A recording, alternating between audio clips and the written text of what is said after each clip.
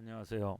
이번 두 번째는 제21조 기록 열람에 대해서 여러분들에게 설명드리도록 하겠습니다. 제21조 1항에 보시면 1항에 나와 있는 환자는 의료인, 의료기관의 장 및 의료기관 종사자에게 본인에 관한 기록, 뭐 여기 보면 추가 기재라든가 뭐 수정된 경우 추가 기재 또는 수정된 기록 및 추가 기재 수정 전의 원본을 모두 포함한다고 되어 있습니다. 그냥 본인에 관한 기록이라고 여기서는 말씀드리도록 하겠습니다. 그래서 환자가 본인에 관한 기록의 전부 또는 일부를 열람 또는 그 사본의 발급 등 내용의 확인을 요청할 수 있도록 되어 있습니다. 이 경우에 의료기관이나 의료기관의 장 및 의료기관 즉 개업해 있는 원장님들은 정당한 사유가 없으면 이를 거부하여서는 아니 된다. 제가 첫 시간에 말씀드린 강행 규정에 해당이 되겠습니다. 그러므로 벌칙이 따라오겠지요. 제 90조에 보시면 벌칙 조항이 있습니다. 500만 원 이하의 벌금을 제 21조 기록 열람 등의 1항을 위반했을 때는 즉 정당한 사유 없이 여러분들이 환자에게 기록 열람을 거부하면 제 90조 500만 원 이하의 벌금에 처할 수밖에 없다는 사항을 꼭 유념해 두셔야 될 것 같습니다.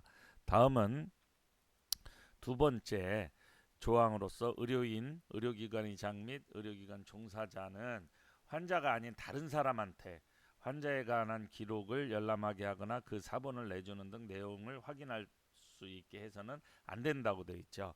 그러므로 여기 20 법조문 21조 기록의 열람에 관한 1항에 반해서 여러분들은 이 2항을 가지고 대응을 할 수 있는 거죠. 근데 만일에 이 다른 사람한테 근거 없이 여러분들이 기록을 열람하게 하거나 내주면 3년 이하의 징역이나 3천만 원 이하의 벌금을 받게 되어 있습니다. 이때 여기에는 양벌 규정이 있습니다. 무슨 소리냐면 원장님이나 그 다음에 병원에 종사하는 자가 이 벌을 위반했을 즉 원장 몰래 이 2항에 위반해서 다른 사람한테 몰래 그런 진료 기록의 열람이나 기록을 복사해 주는 그런 행위가 발생을 하면 이 당사자도 벌금형을 받게 되어 있습니다. 하지만 이 원장님들이 이 종업원들 즉 병원 종사자한테 이 업무를 할 때는 주의해라 그리고 이런 거를 하라라고 매뉴얼을 만들거나 아니면 교육을 주기적으로 시켰다면 여러분들은 양벌 규정에서 벗어나실 수가 있습니다.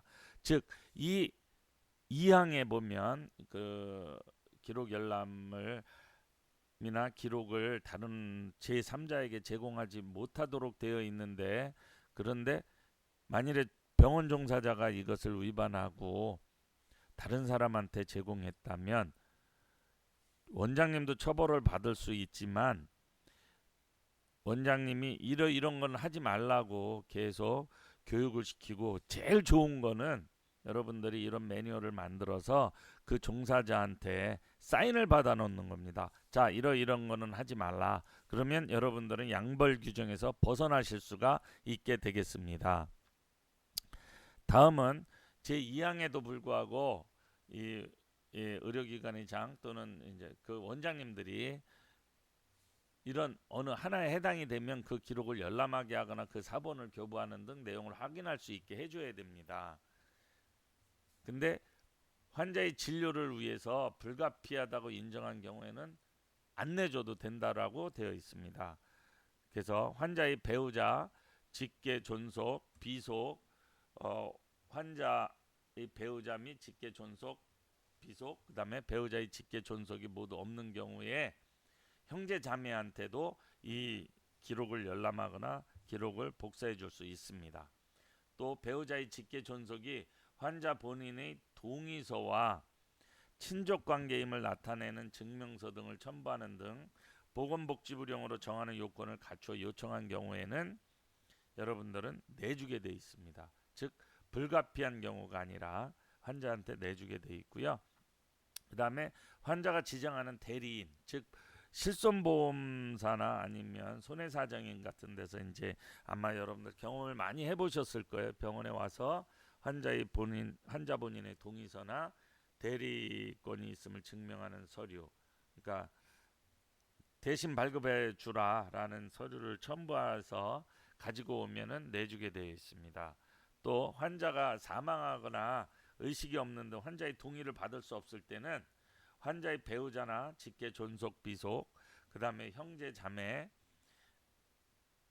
이때 자매 형제나 자매는 환자의 배우자 및 직계 존속 비속 또는 배우자의 직계 존속이 모두 없는 경우에 해당이 되겠죠. 이런 경우에는 친족 관계임을 증명서를 첨부하는 등 이런 요건을 갖추고 여러분들한테 요구할 때는 이것은 반드시 발급해 줘야 된다라는 것을 기억해 두시면 되겠습니다. 다음 이제 네 번째로 국민건강보험법에서 공단이나 심평원 등에서 이제 여러분들이 진료한 진료 비용에 대해서 이런 적정성 평가라든가 가감 지급 등 사후 관리를 위해서 여러분들한테 서류를 요청할 경우에는 제공해야 되는 것으로 되어 있고요.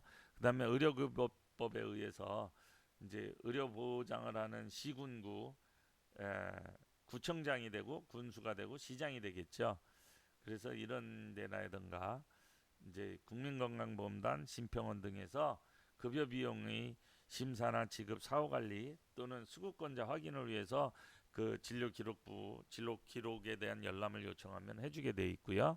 그 다음에 형사소송법에 의해서 이제 또 내주게 돼 있고 군대 가서 또 문제가 되면 이 친구가 뭐 환자가 이제 여러분들한테 진료를 받고 군에 가서 군에서 이제 이런 것들 관리하는 차원에서 이제 필요하다고 요청을 하면 해줘야 되고요. 민사소송법에서도 또 이제 법원에서 문서 제출을 명한 경우에 해주게 돼 있고 산재 환자의 경우에 이제 이런 것들도 또 이제 산재보험 의료기관에서 이제 기록을 요청하는 경우가 있습니다. 여러분들이 이제 산재 환자를 안 보는 경우에 이런 경우에도 이제 서류들을 제공하게 돼 있고 또 자동차 보험과 관련해서도 또 이제 수가 청구받은 보험회사 등이 요청할 수 있습니다.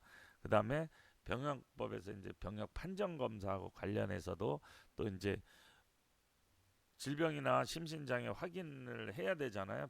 병역 판정하려고 그러면 그럴 경우에 이제 병역법에 의해서 이제 병무청에서 여러분들한테 요구하는 경우에도 제공을 해야 되고요.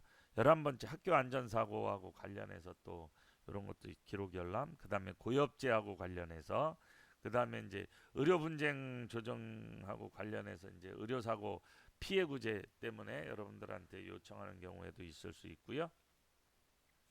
그다음에 국민연금 공단이 부양가족연금이나 자영예연금, 유족연금 급여 지급 심사하고 관련해서 요청하는 경우에 또 이제 열람을 허락해야 되고요. 그 다음에 다음 각 공무원들 같은 경우에도 이제 요청하는 경우가 있습니다.